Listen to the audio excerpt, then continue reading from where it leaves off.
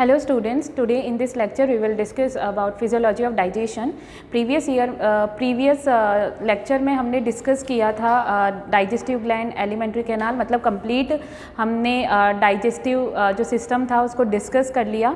आज हम के वो जो डाइजेशन का प्रोसेस है वो कैसे होगा, एलिमेंट्री कैनाल के कौन कौन से पार्ट में होगा। तो फिजियोलॉजी ऑफ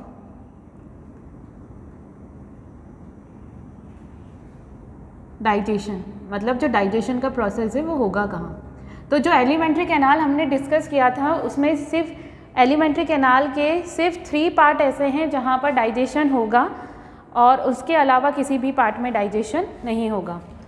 तो फर्स्ट पार्ट है buccal cavity,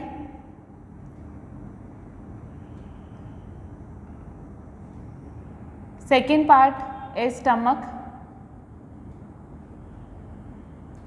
and third part is small intestine.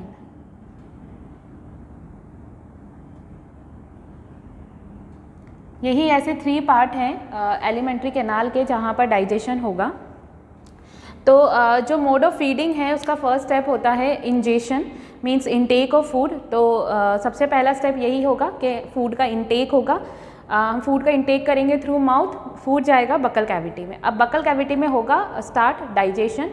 Buccal cavity में क्या क्या है? बक्कल कैविटी में सलाइवरी ग्लैंड्स हैं जो सलाइवा रिलीज़ कर रहे हैं। सेकंड टीथ है, तो वो क्या करते हैं, वो मेस्टिकेशन में हेल्प करते हैं। टीथ की हेल्प से हम जो फूड है उसका मेस्टिकेशन होता है, च्यू करते हैं उसको स्मॉलर पीसेस में, उसका ब्रेकडाउन होता है और फिर उस पर एक्ट होता है जो इंजाइम प्रेजेंट है सलाइवा में। तो और फूड को सलाइवा के साथ मिक्स करने में हेल्प करती है टंग, जो हमने जब हम डाइजेस्टिव सिस्टम पढ़ रहे थे तो हमने टंग के फंक्शन जो है वो डिस्कस किए थे। तो सबसे पहले अब हम चलते हैं इंजेशन के बाद जब इनटेक हो गया फूड का, तो अब डाइजेशन बक्कल कैविटी से स्टार्ट होगा। अब जो फूड है उसमें मेनली 3 ऐसे कंपोनेंट होते हैं विच नीड्स डाइजेशन, क्योंकि वो बड़े मॉलिक्यूल हैं, बड़े मॉलिक्यूल हैं, हम कह सकते हैं एक तरह से पॉलीमर्स हैं वो, जो जिनका ब्रेकडाउन होना है उनकी सिंपलर यूनिट में। और वो जो 3 कंपोनेंट है जिनका मेनली डाइजेशन होता है वो है carbohydrate, protein and fats. In mainly 3 component का जो है वो डाइजेशन होगा, ब्रेकडाउन होगा सिंपल फॉर्म के अंदर, क्योंकि ये पॉलीमर्स हैं, बड़े मॉलिक्यूल्स हैं। अगर हम बात करें वाइटामिन्स की, मिनरल्स की, वाटर की, तो ये डायरेक्टली क्या होते हैं, एब्जॉर्ब हो जाते हैं। तो सबसे पहले जो हम स्टार्ट करेंगे वो है डाइजेशन ऑफ कार्बोहाइड्रेट्स। इनटेक हो गया फूड का, फूड के अंदर कार्बोहाइड्रेट भी होंगे, तो इसका डाइजेशन कैसे होगा और कहाँ कहाँ होगा? तो इसका डाइजेशन स्टार्ट होता है, सबसे पहले हम जो इसका डाइजेशन पढ़ेंगे वो पढ़ेंगे इन बक्कल कैविटी। कार्बोहाइड्रेट का जो डाइजेशन है वो स्टार्ट हो जाता है बक्कल कैविटी से ही। अब बक्कल कैविटी में जैसे कार्बोहाइड्रेट हमने लिया स्टार्च, हमारे फूड में प्रेजेंट है वह स्टार्च, तो स्टार्च का जो डाइजेशन है वो यहीं से स्टार्ट होगा। स्टार्च है, इस पर एक्ट करता है सलाइवरी अमाइलेज, सलाइवरी अमाइलेज या हम जिसको बोलते हैं टाइलिन। ये एक्टिवेट होता है एंजाइम बाय क्लोराइड आयंस। इसके एक्टिवेशन के लिए क्लोराइड आयंस की रिक्वायरमेंट होती है जो सलाइवा में प्रेजेंट है, और स्टार्च को ये कन्वर्ट कर देता है इनटू माल्टोज प्लस आइसोमाल्टोज।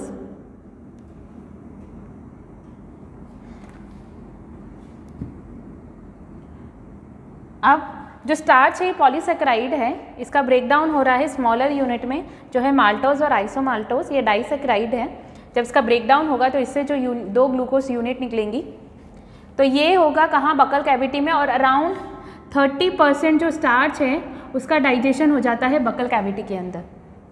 उसके बाद आता है स्टमक एंड स्टमक के अंदर प्रेजेंट है गैस्ट्रिक ग्लैंड्स जो रिलीज़ कर रहे हैं गैस्ट्रिक जूस।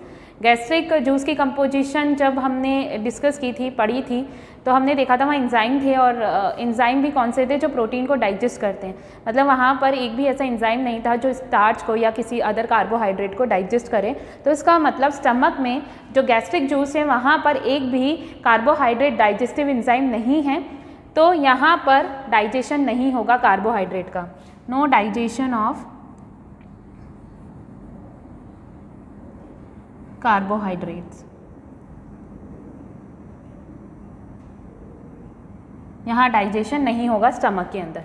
नेक्स्ट अब हम चलते हैं इन जो थर्ड पार्ट है इन स्मॉल इंटेस्टाइन, जहाँ पर कंप्लीट जो स्मॉल इंटेस्टाइन है ये साइट है, यहाँ पर कंप्लीट डाइजेशन होगा फूड का और कंप्लीट एब्जॉर्प्शन भी स्मॉल इंटेस्टाइन में होगा। अब स्मॉल इंटेस्टाइन में जो डिओडिनम वाला पार्ट है वहाँ पे सारे जूसेस आकर मिक्स होते हैं। बाइल जूस भी आ रहा है, पैनक्रियाटिक जूस भी आ रहा है, तो सारे जूस आकर कहाँ पर फूड के साथ मिक्स होंगे, इन डिओडिनम। वहाँ पे इंटेस्टाइनल ग्लैंड भी है और उसके जूसेस भी, उस जो इंटेस्टाइनल जूस है वो भी मिक्स हो जाएगा। तो अब सबसे पहले हम यहाँ पढ़ते हैं एक्शन ऑफ पैनक्रियाटिक जूस। सबसे पहले पैनक्रियाटिक जूस एक्ट करेगा इंटेस्टाइन में। तो अब यहाँ तो सिर्फ 30% हुआ है स्टार्च का, अब बाकी जितना परसेंट स्टार्च बचा है उस पर एक्ट करेगा पैनक्रियाटिक अमाइलेज। अमाइलेज वो एंजाइम है जिसका सबस्ट्रेट हमेशा स्टार्च होगा। ये मिल रहा है पैनक्रियाटिक जूस में, इसलिए इसका नाम है पैनक्रियाटिक अमाइलेज। ये मिल रहा है सलाइवा में, इसलिए इसको बोलते हैं सलाइवरी अमाइलेज। और इसको कन्वर्ट, जितना भी अब बचा हुआ रिमेनिंग स्टार्च है उसको ये कन्वर्ट कर देगा maltose plus isomaltose. Next action of intestinal juice. यहाँ पर डाइसैकेराइडेजेस एंजाइम प्रेजेंट होते हैं, वो एंजाइम जो डाइसैकेराइड शुगर पर एक्ट करते हैं। डाइसैकेराइड कार्बोहाइड्रेट, वो कार्बोहाइड्रेट जिसके ब्रेकडाउन से 2 यूनिट निकलेगी, 2 स्मॉलर यूनिट निकलती है, वो हो गए डाइसैकेराइड। तो अब यहाँ बचा माल्टोज। तो सबसे ये हमारे पास क्या आया, यहाँ माल्टोज आ गया, यहाँ माल्टोज आ गया। तो ये माल्टोज है, इस पर एक्ट करेगा डाइसैकेराइडेज एंजाइम दैट इज माल्टेज, और इसको कन्वर्ट कर देगा, ब्रेकडाउन होगा इसका और स्मॉलर यूनिट निकलेगी glucose and glucose. Same intake किया है अगर मिल्क का, तो मिल्क में भी शुगर होती है, लैक्टोज।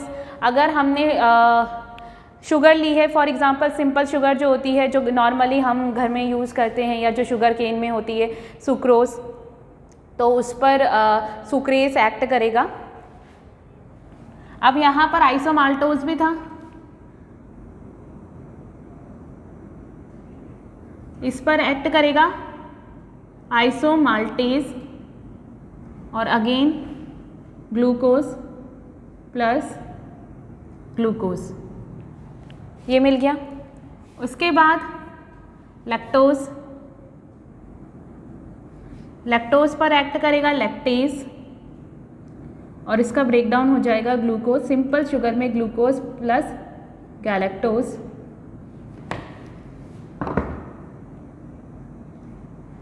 सुक्रोज, इस पर एक्ट करेगा सुक्रेज, ये एंजाइम है सारे, और ये इसका ब्रेकडाउन होगा किसमें, ग्लूकोज प्लस फ्रक्टोज में। तो ये सारी सिंपल शुगर आ गई हैं। तो कार्बोहाइड्रेट का जो एंड प्रोडक्ट होता है वो होगा, अब अराउंड 90% तो ग्लूकोज होगा, कुछ अमाउंट में फ्रक्टोज और गैलेक्टोज भी होगा। ये सिंपल शुगर है, इसको बाद में फिर एब्जॉर्ब कर लिया जाता है। तो ये कार्बोहाइड्रेट का एंड प्रोडक्ट आ गए ग्लूकोज।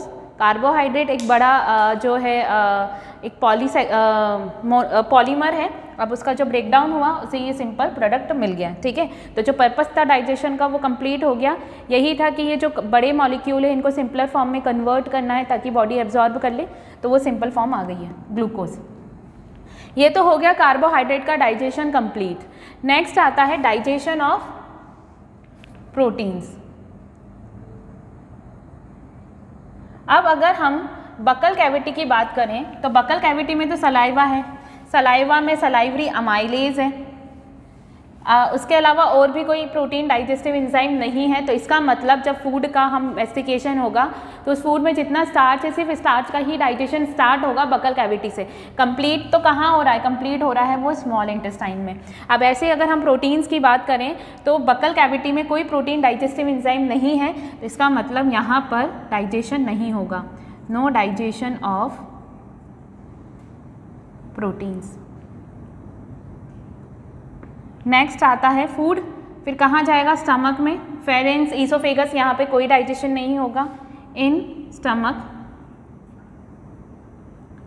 स्टमक में एंजाइम्स थे, गैस्ट्रिक जूस में मैंने ये भी कहा था, हमने ये भी डिस्कस किया था कि ये जो एंजाइम है ये इनएक्टिव है, इसको एक्टिवेट कौन करेगा, HCl। HCl के फंक्शन में हमने डिस्कस किया था। तो एंजाइम है पेप्सिनोजन, इस पर एक्ट करेगा HCl। HCl की प्रेजेंस में ये कन्वर्ट होगा किस में, पेप्सिन में। ये एक्टिवेट हो चुका है। बहुत सारे पेप्सिन मॉलिक्यूल जब एक्टिवेट हो जाएंगे तो इनका ऑटो कैटालिसिस होगा, मतलब ये खुद का ही क्या होगा, जो एक्टिवेट पेप्सिन मॉलिक्यूल है ये और पेप्सिनोजन इनएक्टिव पेप्सिन का क्या करेगा, एक्टिवेशन करेगा। एक ये हो गया। उसके अलावा जो एंजाइम हमने यहाँ पर पढ़ा था गैस्ट्रिक जूस में, वो था rennin, prorennin, in presence of HCl activate होगा रेनिन में। तो अब दोनों एंजाइम क्या हो गए हैं, एक्टिवेट हो गए हैं। स्टमक के अंदर फूड जो है कुछ टाइम के लिए वो स्टोर रहेगा, मैकेनिकल वहाँ चर्निंग होगी, जूसेस के साथ मिक्स किया जाएगा, और जो फूड में प्रोटीन प्रेजेंट है उसका डाइजेशन स्टार्ट होगा स्टमक से। तो अब जो इन्फेंट्स होते हैं, छोटे बच्चे होते हैं जिनका डाइट सिर्फ वो मिल्क ही रहता है, मिल्क पे ही वो डिपेंड होते हैं, तो उनमें जो मिल्क प्रोटीन है कैजिन, उसका डाइजेशन कैसे होगा। मिल्क प्रोटीन है कैजिन, इस पर एक्ट करेगा रेनिन और कन्वर्ट कर देगा इसको पैराकैजिन में। इन प्रेजेंस ऑफ कैल्शियम सॉल्ट ये कन्वर्ट हो जाएगा पैराकैजिनेट में। इस पैराकैजिनेट पर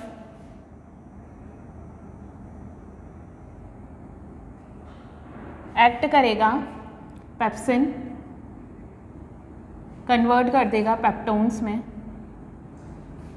प्लस प्रोटीओस। ये तो हो गया किसका, पार्शियल डाइजेशन कैजिन का, जो मिल्क प्रोटीन है। ये है मिल्क प्रोटीन।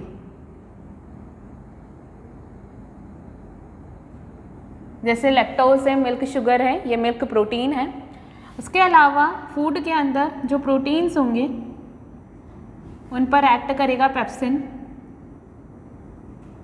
और कन्वर्ट कर देगा इसको, मतलब ब्रेक डाउन होगा इसका पेप्टोन्स और प्रोटीओस। अब स्टमक के बाद आता है in small intestine.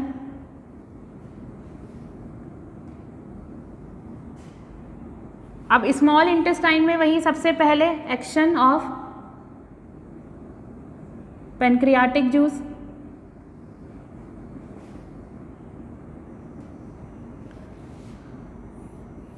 Action of pancreatic juice. Pancreatic juice में प्रेजेंट था enzyme trypsinogen, chymotrypsinogen, carboxy peptidase. तो ये सारे इनएक्टिव थे, पहले ये एक्टिवेट होंगे।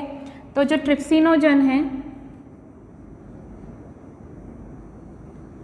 उसको एक्टिवेट करेगा इंटेरोकाइनेस, एक नॉन डाइजेस्टिव एंजाइम है, इसके बारे में हमने डिस्कस किया था, जो प्रेजेंट था सक्कस इंटेरिकस, या फिर हम बोल सकते हैं इंटेस्टाइनल जूस, इंटेरोकाइनेस, और इसको एक्टिवेट कर दिया।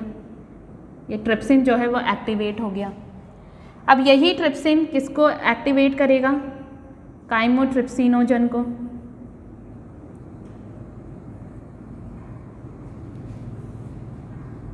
ये इसको एक्टिवेट करेगा, ये एक्टिवेट हो गया काइमोट्रिप्सिन। उसके बाद जो कार्बोक्सी पेप्टिडेज हैं, pro carboxy peptidase, pro carboxy peptidase, इस पर भी एक्ट करेगा ट्रिप्सिन और इसको कन्वर्ट कर देगा कार्बोक्सी पेप्टिडेज में।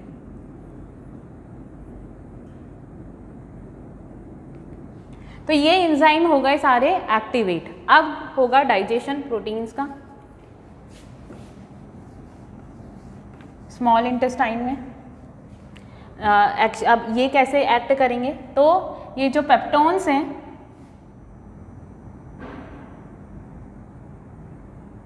प्लस प्रोटियोसिस, इस पर एक्ट करेंगे एंजाइम काइमोट्रिप्सिन, ट्रिप्सिन कन्वर्ट कर दिया, ये निकल गया प्रोडक्ट पेप्टाइड्स। अब इन पेप्टाइड्स पर इनका फर्दर ब्रेकडाउन करेगा कार्बोक्सी पेप्टिडेज,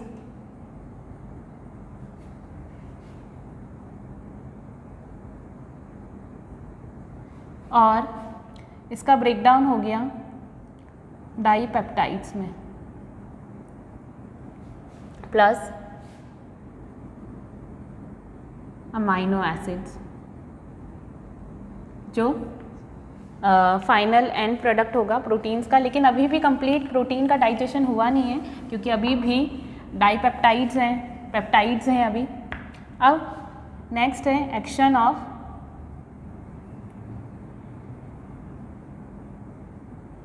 इंटेस्टाइनल जूस। अब इंटेस्टाइनल जूस में प्रेजेंट है डाईपेप्टाइडेजेस, अमाइनो पेप्टाइडेजेस। तो ये जो पेप्टाइड्स हैं इन पर एक्ट करेगा अमाइनो पेप्टाइडेज और कन्वर्ट कर देगा, फाइनली मिल जाएगा हमें एंड प्रोटीन का अमाइनो एसिड। और जो डाईपेप्टाइड्स हैं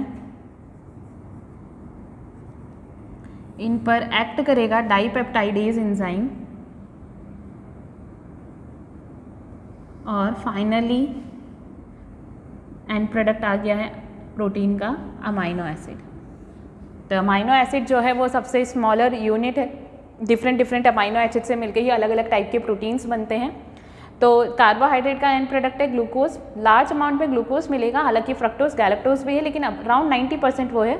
प्रोटीन का एंड प्रोडक्ट है अमाइनो एसिड्स, ये आ चुका है। तो प्रोटीन का डाइजेशन स्टार्ट हुआ स्टमक में, कंप्लीट हो गया इंटेस्टाइन में। तो डाइजेशन तो कंप्लीट होगा स्मॉल इंटेस्टाइन में, लेकिन अलग अलग कंपोनेंट का डाइजेशन, जैसे कार्बोहाइड्रेट है उसका स्टार्ट हुआ बकल कैविटी में, प्रोटीन का स्टार्ट हुआ कहाँ पर, स्टमक के अंदर। अब लास्ट जो है वो है digestion of fats, digestion of fats. अब फैट्स का जो डाइजेशन है वो अगर हम बात करें इन बकल कैविटी और एंड इन स्टमक, यहाँ नहीं होगा, no digestion, no digestion of fats, यहाँ पर इनका डाइजेशन नहीं होगा। फैट का डाइजेशन स्टार्ट होगा स्मॉल इंटेस्टाइन में, कंप्लीट भी होगा स्मॉल इंटेस्टाइन में।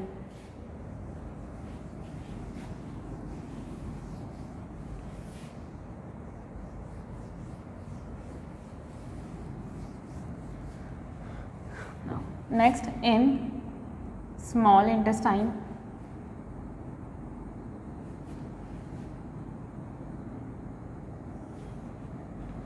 Action of bile juice. और ये बाइल जूस जो है वो सिक्रीट कर रहा है लिवर और स्टोर होता है बाइल गॉल ब्लैडर में। इसके दो कंपोनेंट थे, एक बाइल सॉल्ट था और एक बाइल पिगमेंट्स थे। तो ये जो फैट्स हैं, अगर हम बात करें फैट्स की, सबसे पहले क्या होगा, ये फैट है, लार्ज मॉलिक्यूल होते हैं, तो ये फैट है, ये फैट मॉलिक्यूल है। तो बाइल सॉल्ट इस पर एक्ट करेगा, बाइल सॉल्ट्स एक्ट करेंगे और इसको कन्वर्ट कर देंगे स्मॉल फैट ग्लोब्यूल में, ताकि जो एंजाइम है वो एफिशिएंटली काम कर सके। तो ये हो गए स्मॉल फैट ग्लोब्यूल्स। अभी फैट का डाइजेशन हुआ नहीं है, सिंपल जो लार्ज फैट मॉलिक्यूल था उसको छोटे छोटे टुकड़ों में कर दिया है, और इसी प्रोसेस को बोलते हैं इमल्सिफिकेशन। ये इमल्सिफिकेशन हो गया, ये इमल्सिफाइड फैट है। अब क्या होगा, ये जो इमल्सिफाइड फैट है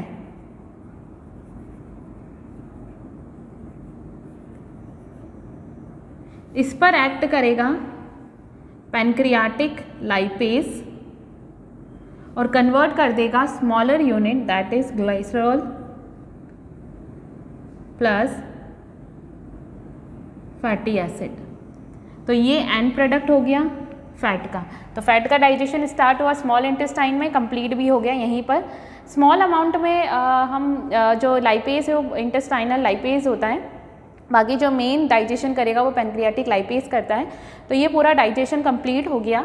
इसके बाद कुछ टर्म्स हैं, जैसे जो फूड का इंटेक हुआ कहाँ पर, बकल कैविटी में हुआ, मेस्टिकेशन हुआ वहाँ पर, च्यू किया फूड को, सलाइवा के साथ मिक्स हुआ और स्टार्च का वहाँ पर पार्शियल डाइजेशन हो गया। अब ये जो सेमी डाइजेस्टेड फूड है जो बकल कैविटी से कहाँ जाता है, स्टमक में, इसको टर्म है, इसके लिए जो टर्म यूज़ करते हैं वो है बोलस, जो कहाँ पर है, बकल कैविटी में।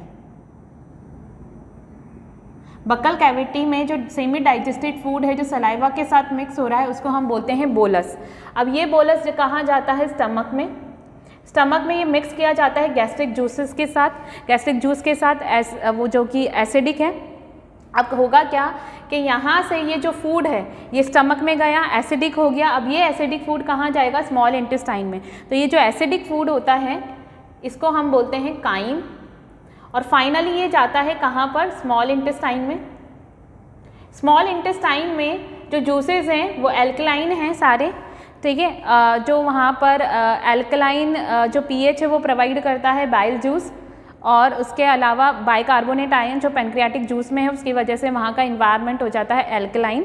अब ये जो यहाँ पर कंप्लीट जो है वो डाइजेशन हो जाएगा फूड का, उसके बाद ये जाएगा लार्ज इंटेस्टाइन में। तो ये जो एल्कलाइन फूड है अब जो रह गया है अनडाइजेस्टेड फूड जो जा रहा है कहाँ पे, लार्ज इंटेस्टाइन में, इसको बोलते हैं काइल। तो ये कुछ टर्म्स हैं जो यूज़ किया जाता है फूड के लिए अलग अलग पार्ट में एलिमेंट्री कैनाल के, कि पहले बोलस है सेमी डाइजेस्टेड फूड जो सलाइवा के साथ मिक्स है, उसके बाद स्टमक में आया एसिडिक हो गया काइम, फिर वो गया अनडाइजेस्टेड फूड जो रह गया जो अब लार्ज इंटेस्टाइन में जाएगा वो है काइल।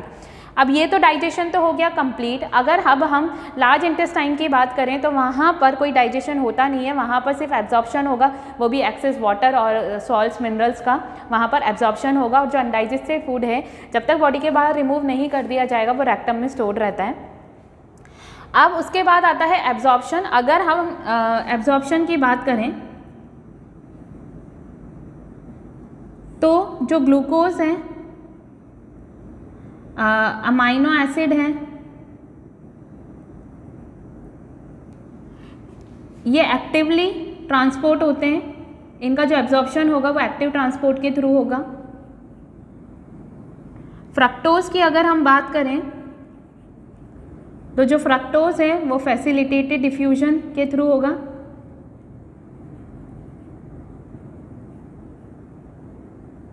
और अगर हम ग्लिसरॉल प्लस फैटी एसिड की बात करें तो ये पैसिव ट्रांसपोर्ट होगा इनका। तो ये जो है एब्जॉर्ब कर लिए जाते हैं। ग्लिसरॉल ये जो फैट है इसके लिए अलग से एक स्पेशल टाइप की ब्लड वेसल होती है, लिम्फ वेसल बोलते हैं, जिसका नाम है लैक्टील, उसके थ्रू ये एब्जॉर्ब कर लिया जाता है और उसके बाद जो अनडाइजेस्टेड फूड है वो रिमूव कर दिया जाएगा। तो इसके साथ ये जो पूरा चैप्टर है न्यूट्रिशन का वो कंप्लीट हो गया है, starting from mode of nutrition, nutrition in plant, nutrition in amoeba and nutrition in animals.